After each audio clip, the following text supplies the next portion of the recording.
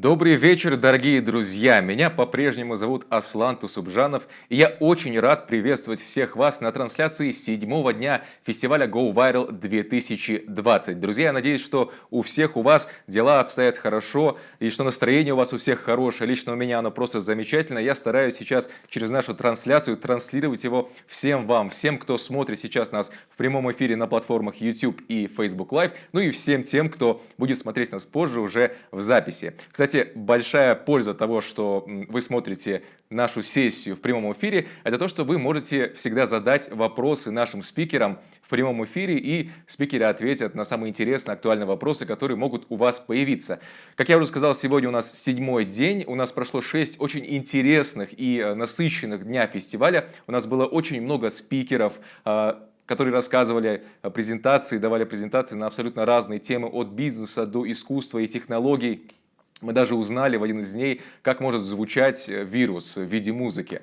Вот. У нас проходило очень много воркшопов, где вы тоже, дорогие друзья, имели возможность поучаствовать. Сегодня у нас короткий день, сегодня у нас будет всего одна сессия, о которой я скажу чуть позже. Ну и впереди у нас очень насыщенных 3 дня, поэтому оставайтесь всегда на связи, будьте с нами. Обещаю, что каждый день вам будет очень и очень интересно. Ну а сейчас у нас спикер сегодняшнего дня. Ее зовут Мариса Моран-Ян. И тема ее презентации будет «Искусство, гражданское общество и действия». Давайте немного расскажу вам о Марисе. Она художница, чьи работы рефлексируют на тему власти и о том, как эта власть меняется внутри общества. Она вместе с Национальным альянсом домашних работников создала проект под названием Care Force, который дает голос сиделкам и няням в Америке.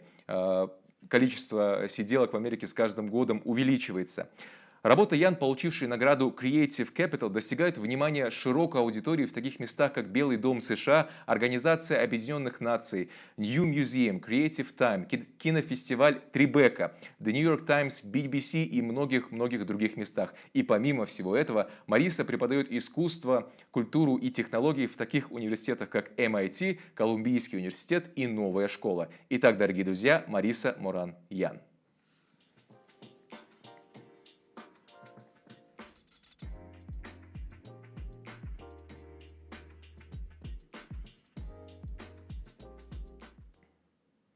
Marisa, can you hear me? Hi, yes, I can. Hi, hello, Marisa. My name is Aslan. I'm very glad to see you. I'm very happy to hear you. Tell us, Marisa, where are you at the moment and what time is it? What time of the day is it? Where are you at? I am 2 hours north of New York City. Oh, I'm near a forest, near a forest. and it is Nice. beautiful here. Yeah. Well, I can only envy the view you have outside of your window. And especially at this time of year when the fall, the nature is turning yellow and orange. And I think it's a good afternoon for you. So good afternoon. Uh, I hope I hope your day is going good. Thank you very much for joining us. Thank you very much for taking your time to speak to our audience, to share about your experience and about your work. I just one last reminder to our audience, to our viewers.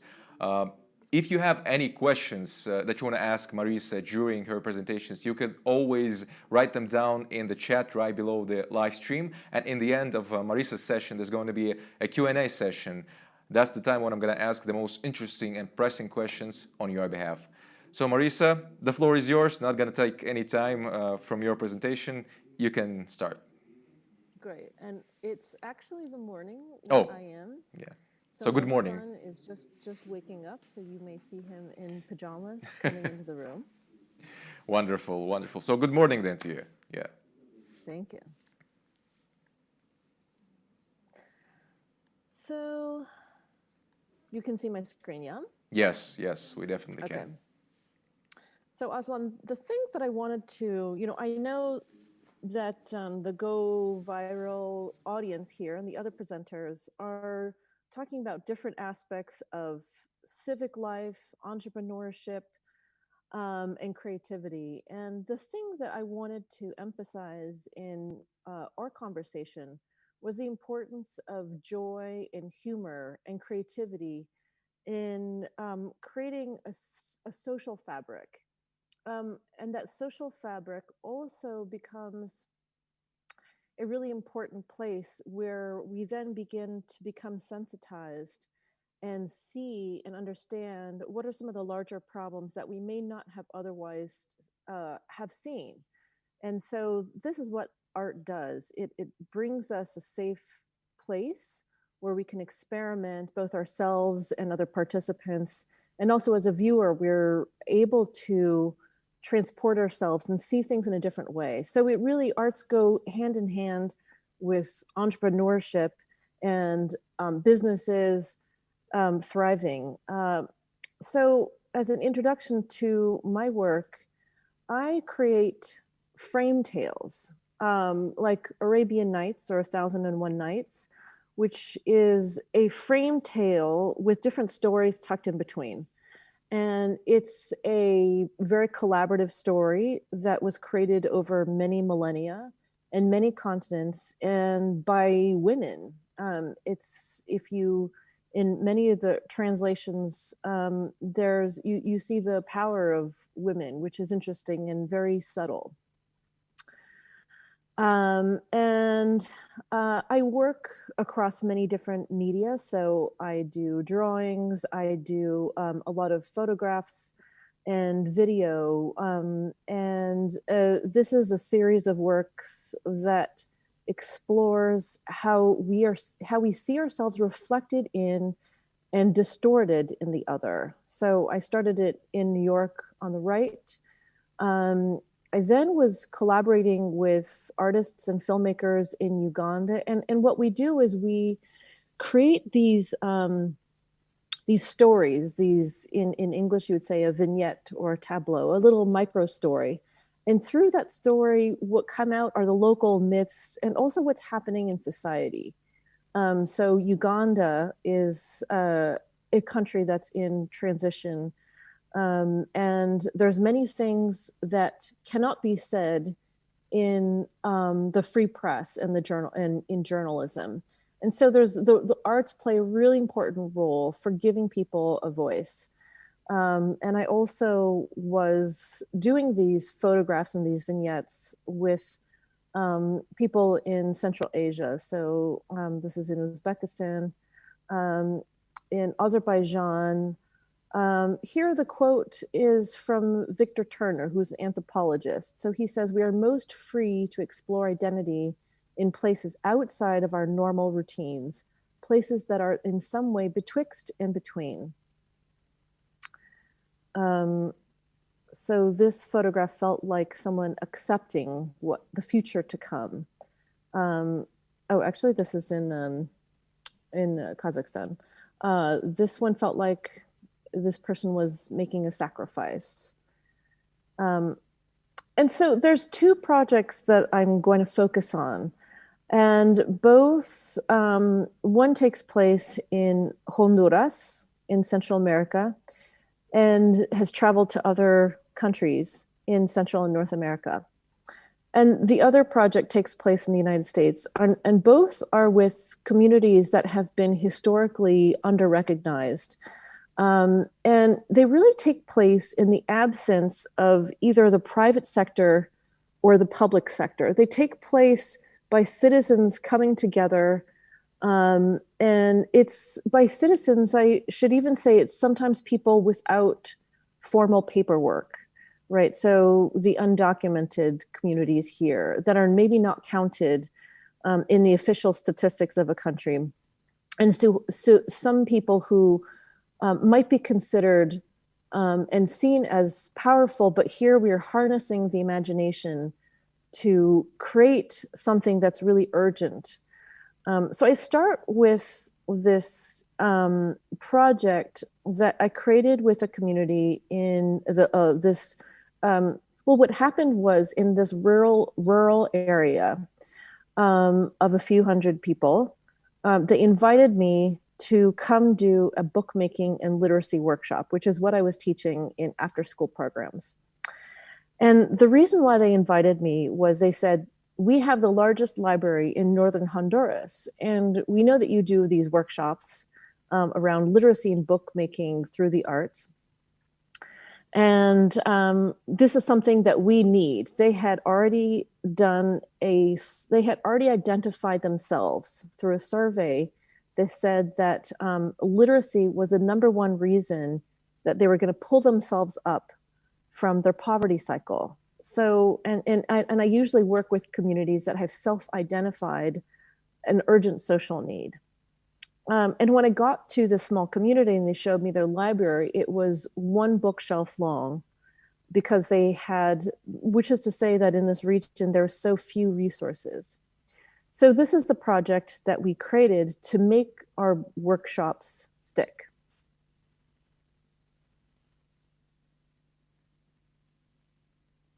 You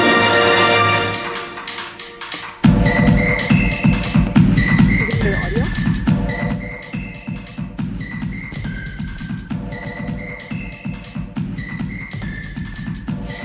Can you hear the audio?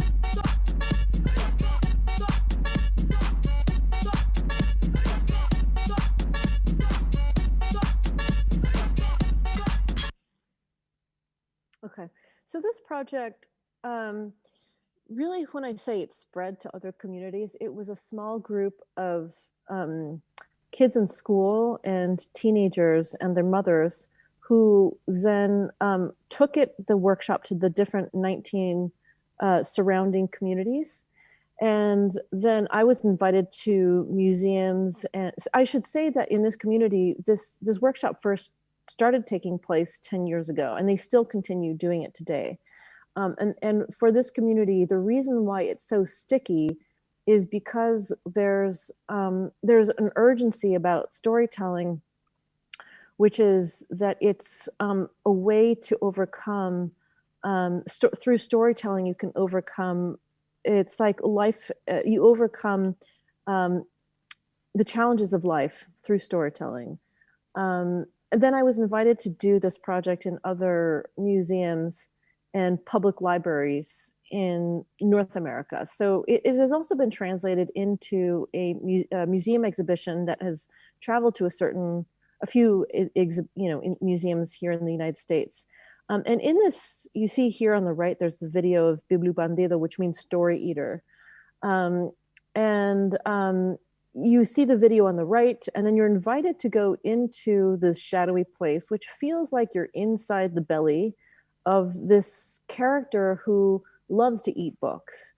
This idea of this figure that we all love to eat and consume stories is, we are all like this. We all are hungry for other people's stories. Just this character takes it a little bit further. And in this space, you're invited to sit down at the tables and you make a little book, and then you go to the far corner where the little white box is over there, and you kneel down and you whisper your story to inside this hole in the wall. And you see this kind of flashing lights, and it feels like you're inside this character's stomach.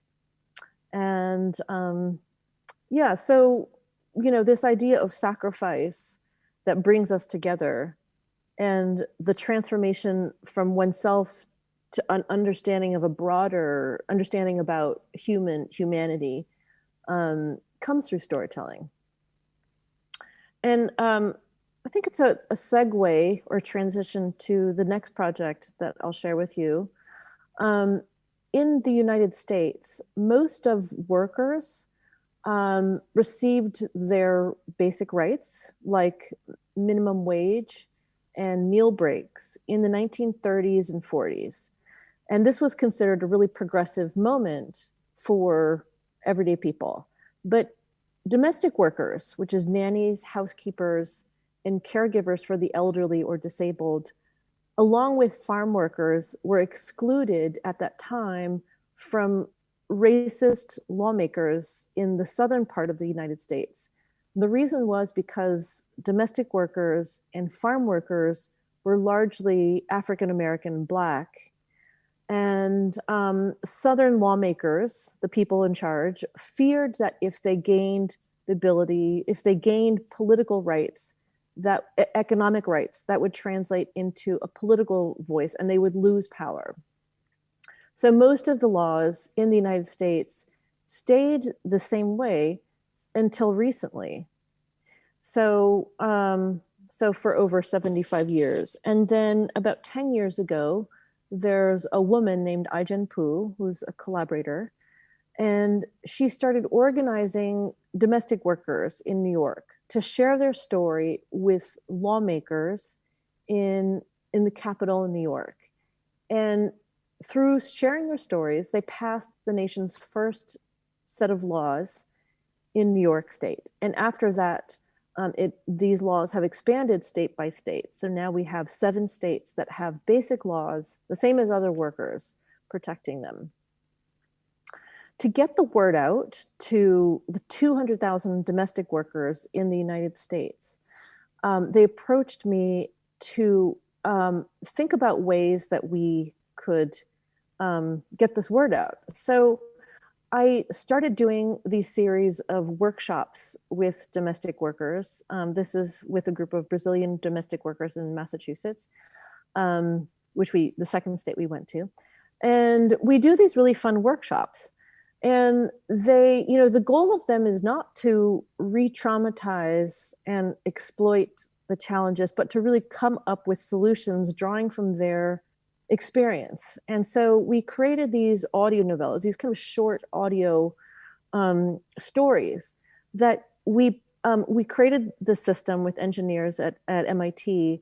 And this was before smartphones were available. So the way this works was that you call 347 work 500. So you call on any kind of phone, and you use your phone to navigate. Because at this time, smartphones were too expensive for domestic workers.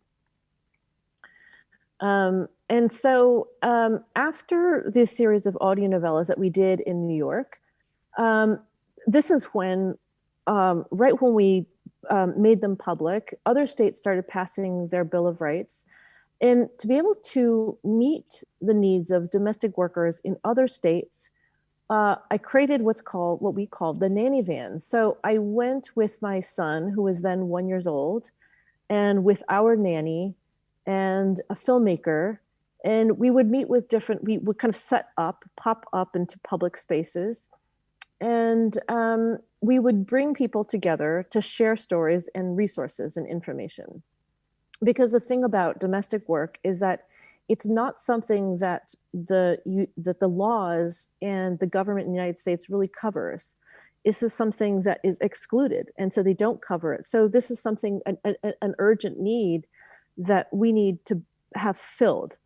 And I think for parents and people who are caring for someone who's in a wheelchair, or those of us who are caring for our grandparents, we all know that if there's not caregiving, then the rest of society breaks down. And the United States is unfortunately a place where we tend to live apart from our grandparents, and we put them away in homes that are far away from us, that we cannot see.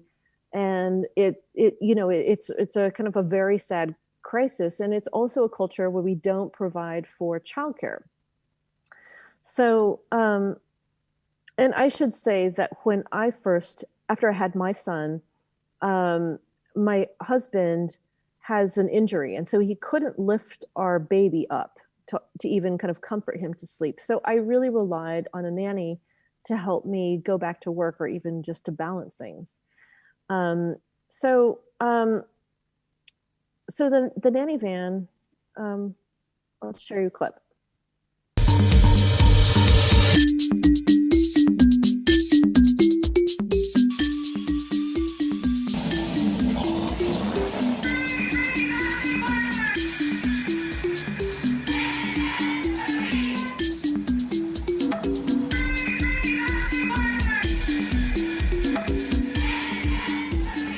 So along the way, I was continuing to record people singing. I would make a lot of policy toolkits. I was just observing and immersed in this world of how people are organizing. And the thing with the nanny van is that it's I think of it like a sculpture that brings and beckons people to come see it. And I think we heard so many times, um, you know, people saying things like, I've worked as a nanny for over 15 years, and I never proudly identified as a domestic worker or someone who had basic rights until I saw the nanny van. And so some of the things that we produced along the way is I produced an album of domestic workers singing, and it's something that we would dance to. Here's a short clip. I went to my friend Guillermina, who taught me about the power of music to uplift others and energize a movement. Guillermina started cleaning homes when she was 6 years old. Later in life, she crossed the border from Mexico with her kids, left an abusive situation, and is today one of the leading advocates of a national movement for domestic workers' rights. For Guillermina, music helped her get through tough times. She also uses music as an organizing tool. Yes, we can! Yes, we can! Domestic workers, sí se ve. A ver, todos. Yes, we can! Yes, we can! Domestic workers, sí se ve. En los momentos que estaba pasando violencia doméstica o en los momentos que estaba sola con mis hijos, una canción me ha ayudado mucho a salir adelante, pero una canción de justicia social. Porque las canciones de románticos o de borrachera sí son buenas, pero en ese momento donde una mujer latina inmigrante necesita apoyo, estas canciones son las más adecuadas para levantar el autoestima y para lograr cambios en la vida de una mujer. Se ha formado una alianza nacional que tiene la esperanza de ganar. Vamos, vamos, compañeras, no debemos de parar nuestra... And here I'm going to play you a clip of what that looks like.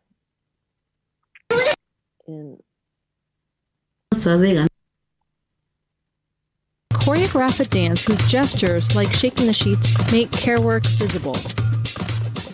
Other gestures narrate the history of domestic work or point out strategies to move us forward. So with that clip, there's a couple of things I want to point out. For one, Guillermina is someone who, she's a really amazing community organizer because she has gone through so much, and she uses her voice and and her sense of humor and her love of joy to bring people together, which I think with this question of dignifying care also comes through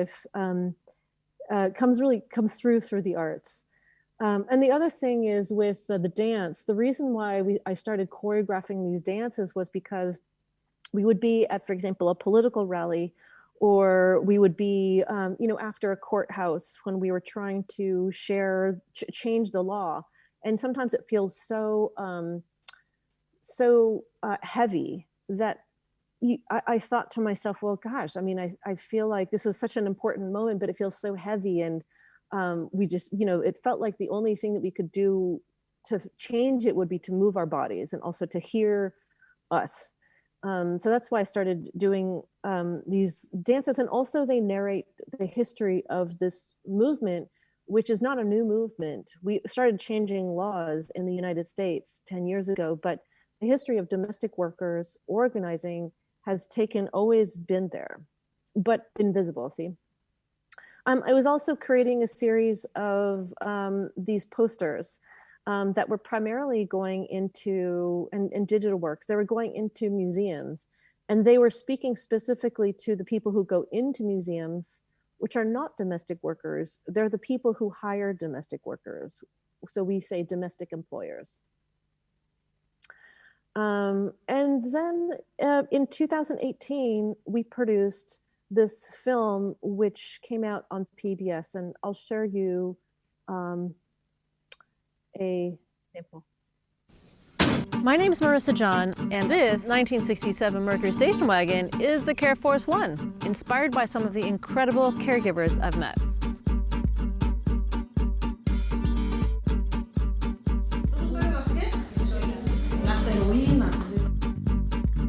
So Anjum, Choco, and I are going on an adventure from New York City to Miami. There is one problem. We left the lights on. We don't know nothing about cars. Care in America is undervalued. People don't see us with a brain. They see us as just people who clean or wipe old people's butt, but we are more than that. How was your day? They're often facing a larger degree of vulnerability because their immigration status is tied to their employer. At the turn of the last century, 90% of African American women were in domestic work. So there's a whole lot of changes that have to be done. I hope you'll join us as we navigate car issues and care issues and find solutions to both from the amazing people we meet along the way.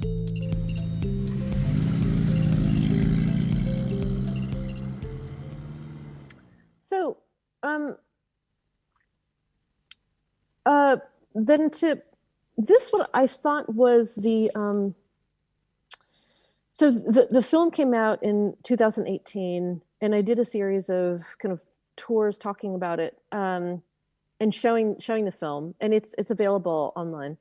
And then I had a bit of a pause, and before I share with you the next chunk of work that is the kind of new extension of the Care Force, of this body of work, I'm going to share with you a personal, so kind of story. For the past 25 years, I've been photographing shadows, and I was, when I was photographing them, 20 years ago, I had it in my mind, this quote by the writer Dostoevsky. And when he was about to be hanged, he was looking out into the trees, and he said, but I see, in his autobiography, he writes that the shadows of the trees seem so beautiful. And he comes to the conclusion that it could not be so beautiful if it were not God. And this is the moment when he becomes Christian. And he also then becomes pardoned, and he's allowed to live. He's no longer hanged. And there's something about this quote that made me have some kind of sense about why I was photographing these shadows. For me, it felt like I'm not Christian, but there's something to me that was so precious about this thing that was kind of inexplicable, these beautiful shadows, and why I was photographing them. I also am someone who, I have very low vision. So right now, it's correctable. But I started needing very heavy prescription of contact lenses and glasses since I was in 5th grade. And it's gotten worse. And thankfully, I'm still at the point where it can be corrected. But so in a sense, the photographs to me represent this place of being halfway towards blindness. And so this has been with me as I share with you I should also say my grandmother, on my Chinese side, she is someone who experienced low vision late in life. And this is something that in the United States, the number of people with low vision or blindness doubles by the year 2050. This is an opportunity to, this question I have is how do we, this is not an insignificant number of people in the United States. This is, estimated between 6 and 10 million people, but we don't build for this in our culture. It's something that we don't talk about.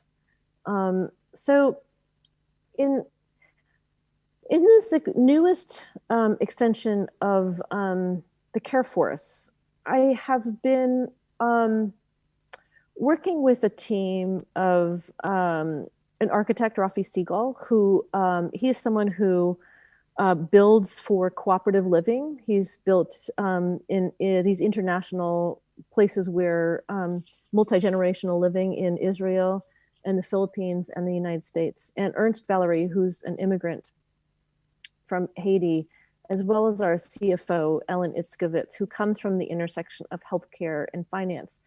And so the question the project that we're thinking about is how can caregivers live with older people, and so that the problems that we have right now in the United States, where there's not enough caregivers to meet the needs of people right now, and that will increase and double by the year 2050, as well as how can we provide good wages to caregivers when their labor is so needed, because there's just physically not enough people to go around. So we need to cluster people together to provide clustered care.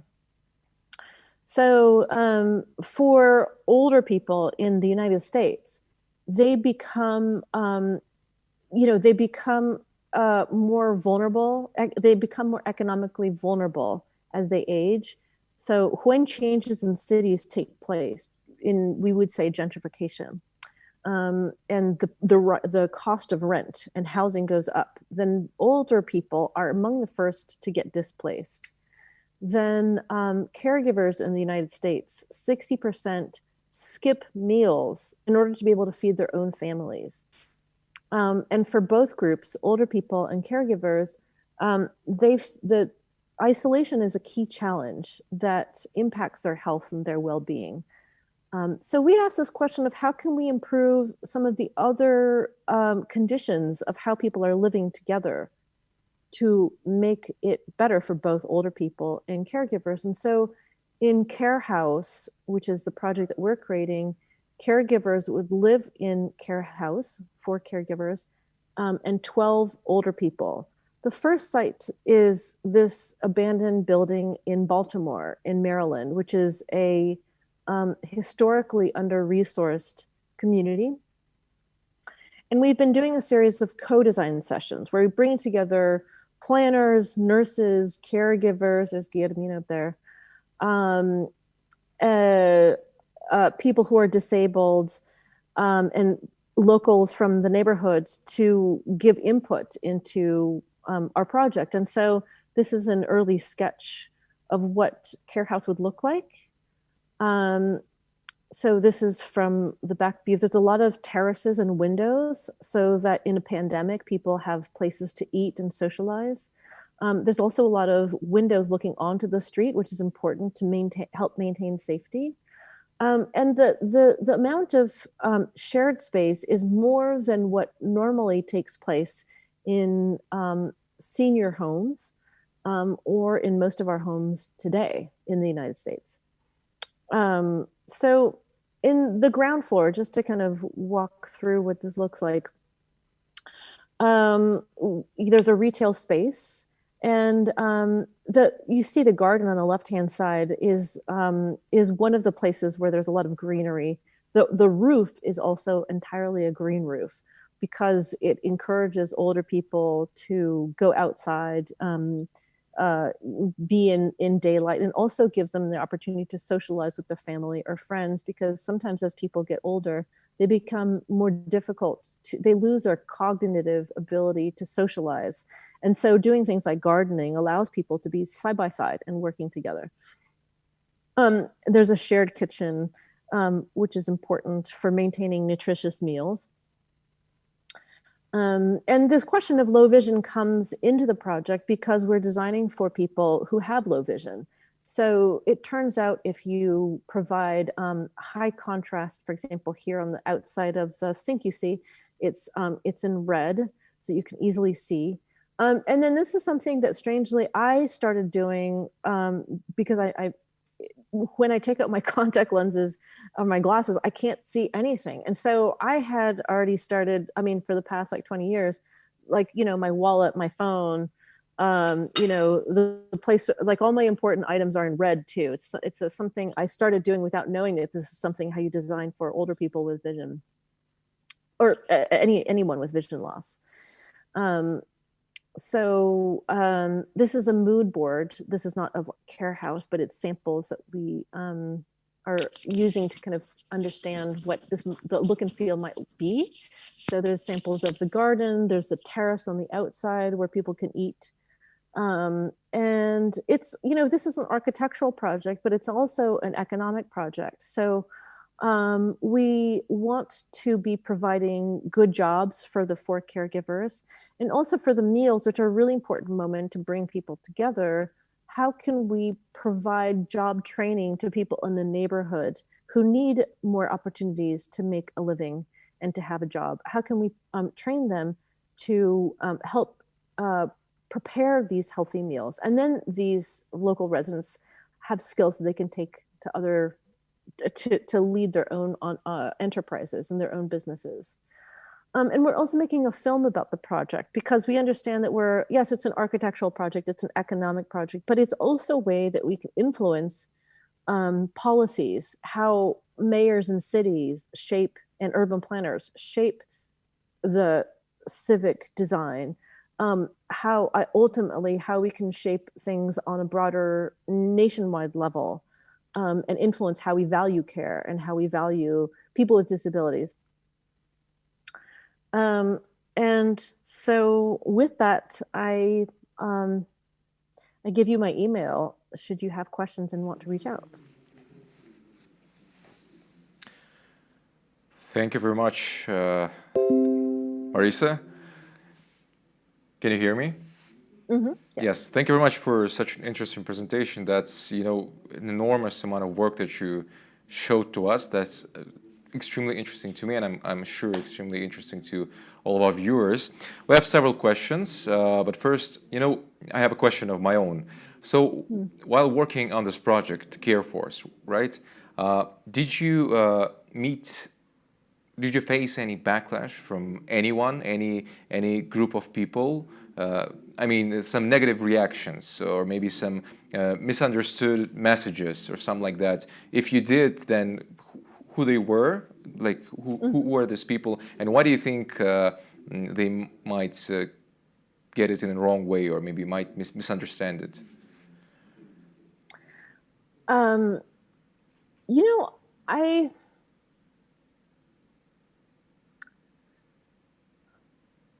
think we actually did not receive ourselves negative criticism because we're starting from the place of not, well, in the United States, I think one of the reasons is that care is something that goes across political parties and political divisions.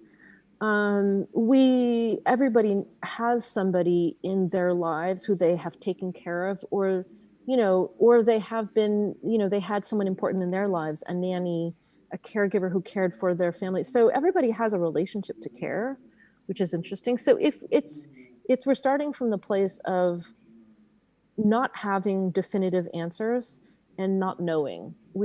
It's always a learning process for us.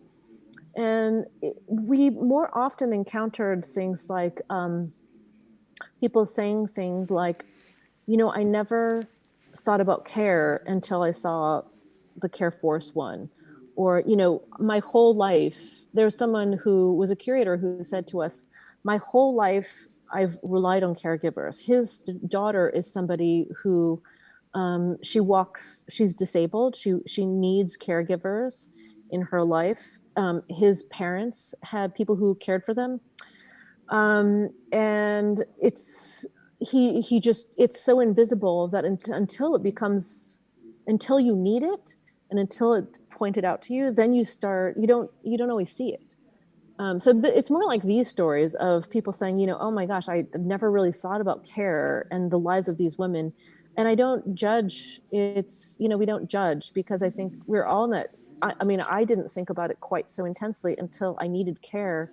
And I first started blaming myself. I said, well, what terrible choices did I make that care is so expensive? And how am I in this situation? And then it's only when I started researching it that I started realizing that I wasn't alone, that there's tens of millions and hundreds of millions of people in the United States who have the same struggle, but it's not something that we as a society have addressed. So under the current presidential administration, there is, it's perhaps there's more, not directed towards our project, but I think that I think a lot of new fear under the current presidential administration, because it is not welcoming to immigrants.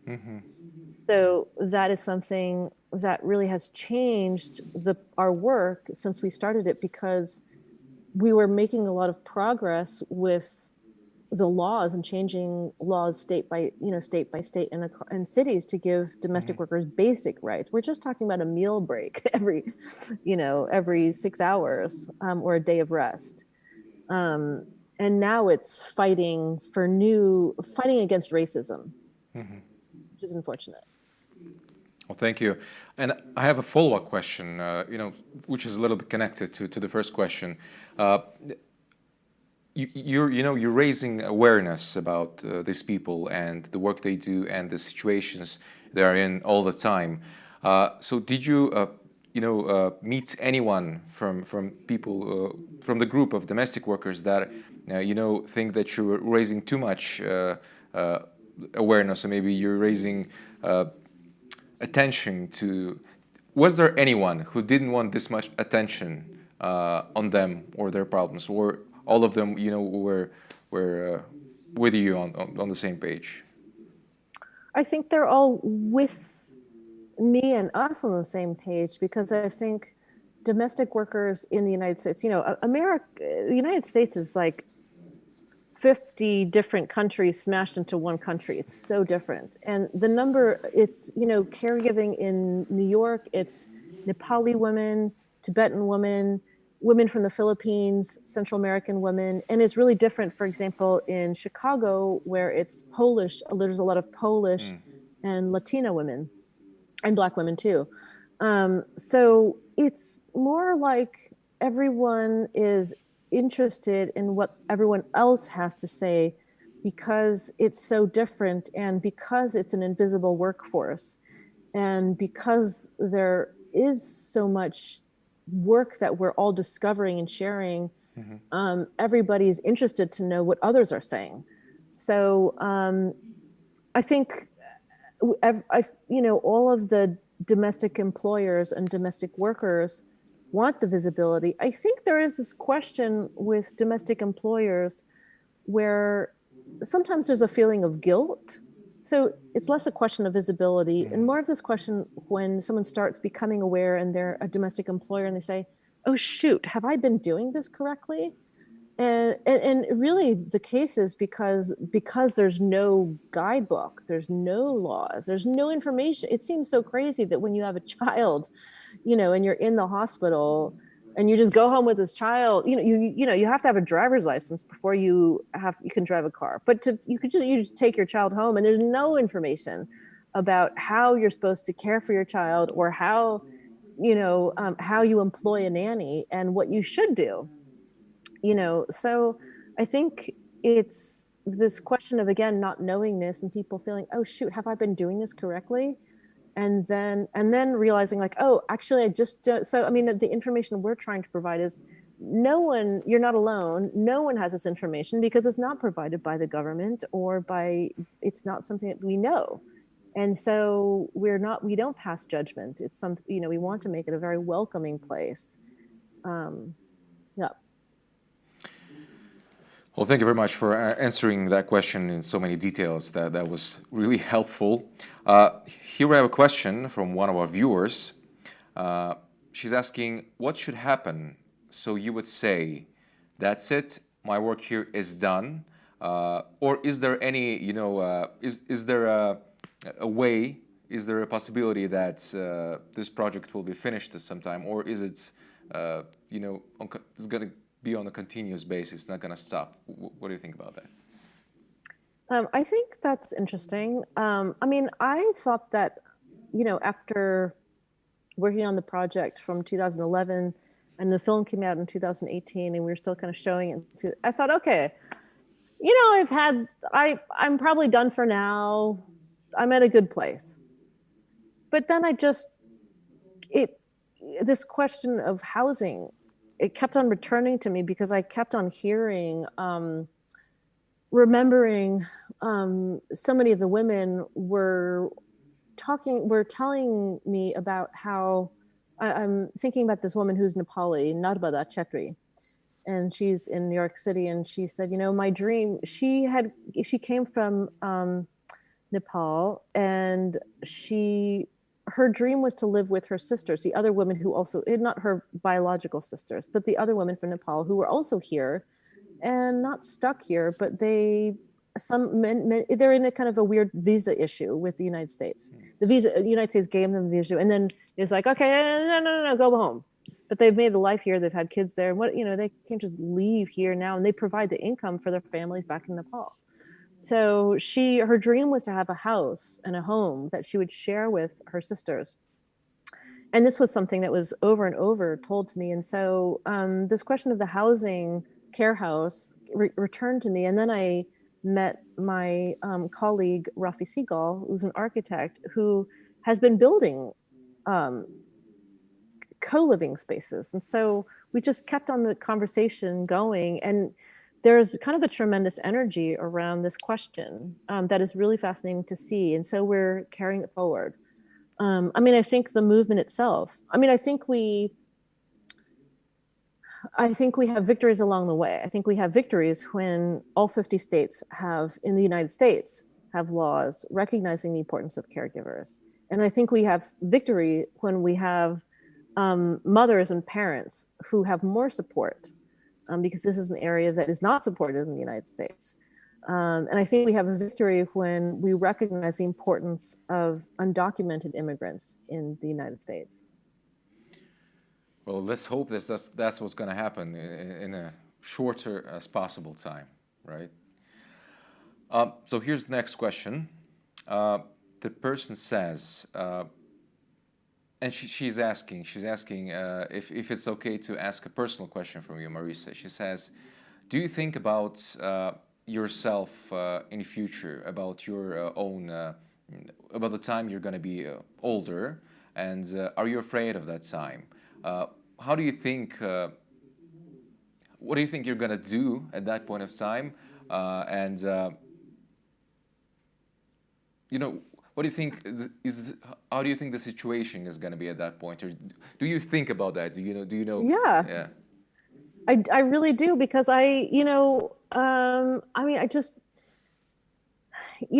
really, it's like with older adults in the United States, there's not enough choices that people have.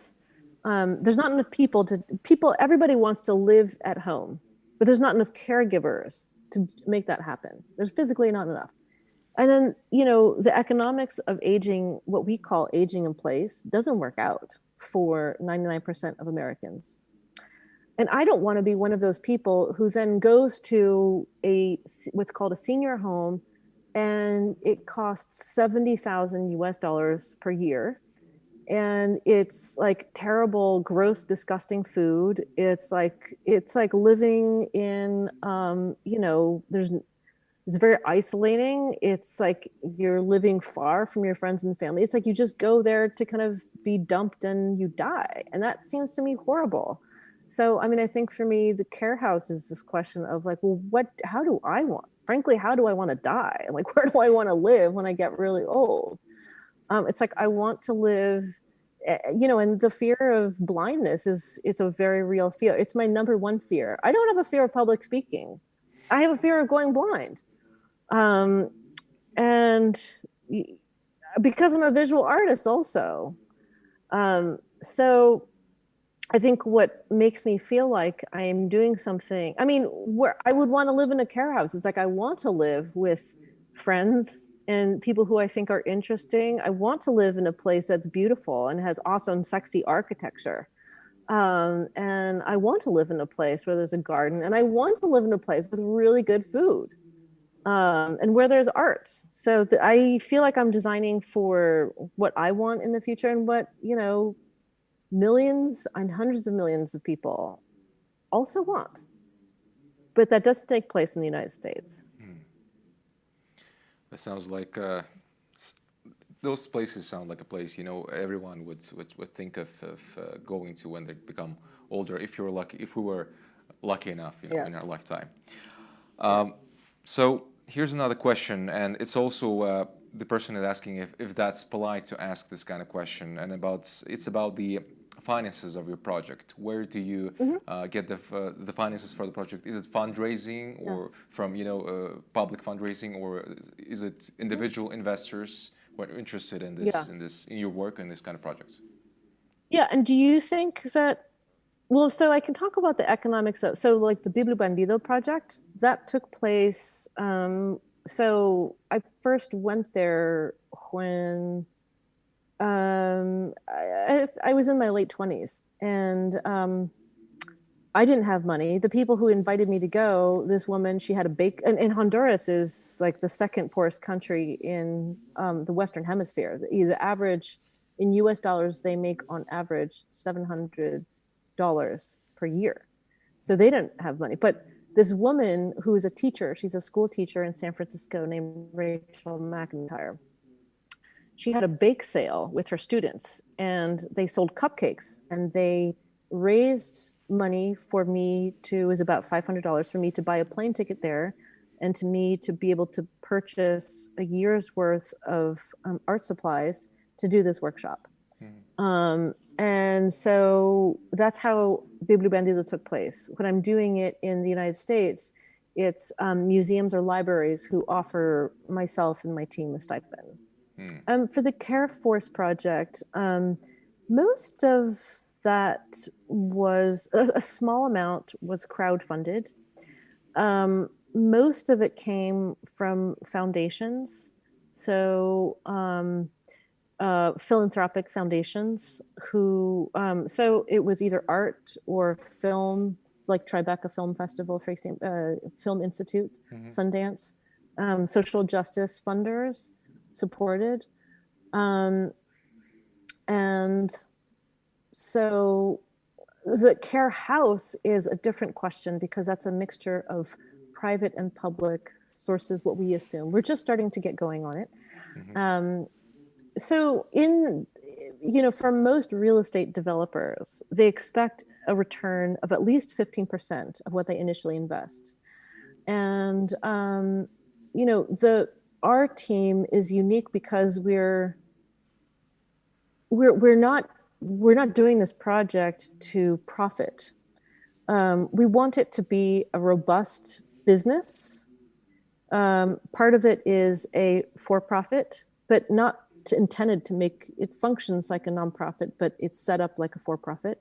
And then another part of it is like a cooperative or a nonprofit, and that's the to support the caregivers and the cooks and the job training and things like this. So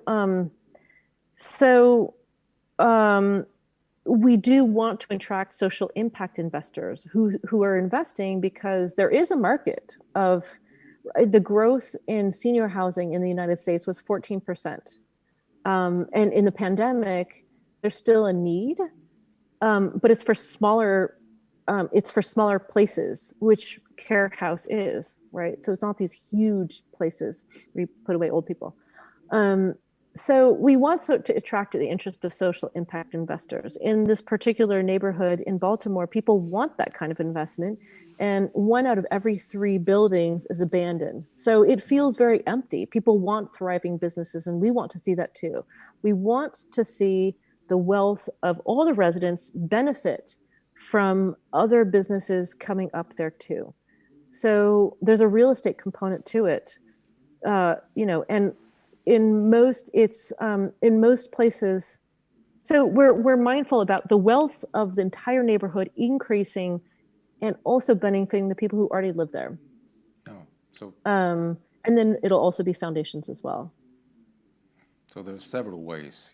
There's also a way of Yeah. creating new financial possibilities for people within the societies. Well, that's wonderful. I think we have time for one more question. If we're lucky enough, it's going to be 2. But here's the question. So this person says that she thinks that during this pandemic and quarantine and isolation, and also taking into account the censorship, the art in all of its ways sometimes becomes more political, or becomes the politic itself.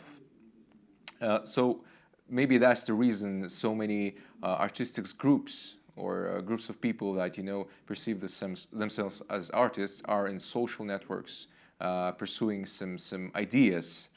Some of them are political. Do you agree with that? That is the situation, or it's just seems like that?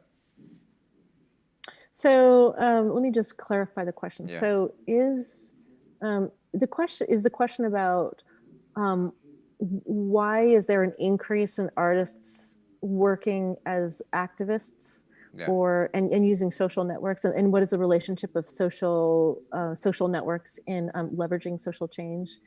Exactly. Yes, and the connection to any political issues and things like that.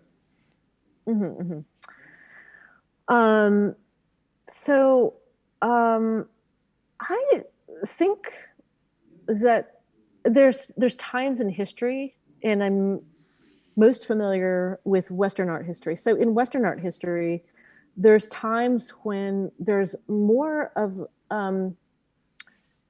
when artists are turning to using society as their canvas and engaging in society to do their artwork. Today, we tend to think that there's an increasing acceptance of art, the crossover between art and activism and social impact. But this is an intense moment right now in which, we're coming to terms with racial division, racism within the United States and elsewhere. We're coming to terms with history. We're coming to terms with an economic problem, the pandemic, that even happened before the pandemic, right? Because there's this hyper privatization and this erosion of the government sector, and people are starting to think about what they can do as mutual societies and mutualistic groups. At the same time, I want to point to another moment in which we see an increased activity of artists turning to society and engaging society directly. And this is 1968. So in 1968, there's revolutions taking place all over the world, and there's massive social change, right? People are going to the street. And this is the time in Western art history that still is not, we have forgotten, many of us have forgotten. But this is a time when we have groups independently grouping together and actively collaborating with scientists, with engineers, and they're going out into society. So in Los Angeles, in Palo Alto, Silicon Valley, you have Xerox PARC. It's a group of scientists and engineers who are inviting artists to work with them to help solve urgent issues or just help develop technology. We see this in MIT, the Center for Advanced Visual Studies, artists engaging society. And we also see this in London in artist placement. We see this in New York, Bell Labs, which is known as a kind of a tech innovation hub. And we also see this in London with artist placement group that placed 1,200 artists in civil society, in corporations, even like British Petroleum, like some of the largest oil companies where they're paying for an artist in residence. So there's times when we're in transition and we're looking for solutions is when artists have an important role to play and when artists are stepping up and engaging, which is where we find ourselves today. Well, thank you very much. I think that was the clearest answer you can give to that question the person has asked. Well, Marisa, unfortunately, and I'm very sad to say that that's the time that we have with you, because the conversation with you was very interesting, the presentation, and later on after that.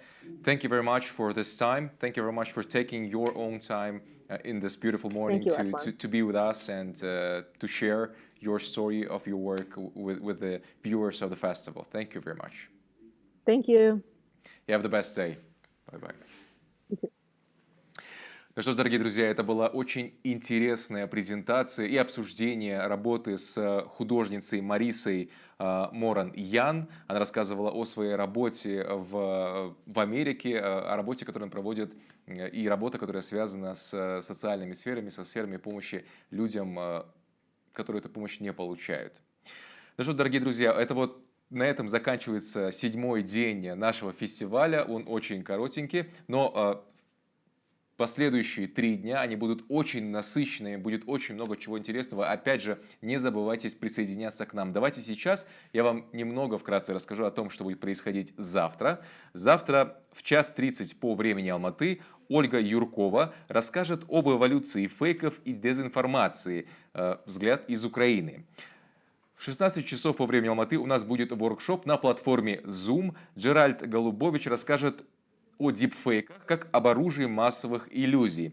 Далее в 6 часов вечера Рустем Акишбеков проведет презентацию на тему «Мой путь от основателя стартапа до партнера венчурного фонда».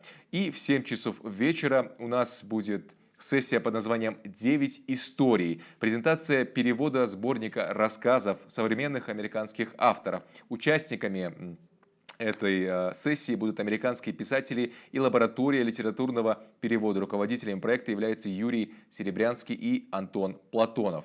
Очень-очень интересный у нас будет 8-й день фестиваля. Дорогие друзья, не забывайте, что вы можете оставлять комментарии и вопросы не только для спикеров в чатах под трансляциями, но можете также и писать там и ваше мнение о сегодняшнем дне фестиваля. Также фестиваль представлен и в мессенджере Telegram. Есть канал GoViralKZ, где вы можете прочитать всю информацию о фестивале в режиме реального времени, и чат GoViralChat, где вы можете задать вопросы организаторам обо всем, что вас интересует касательно GoViral 2020. Как и всегда, все трансляции остаются в записи на нашем YouTube-канале, дорогие друзья. Там у вас есть возможность посмотреть трансляцию любого дня в любое удобное для вас время.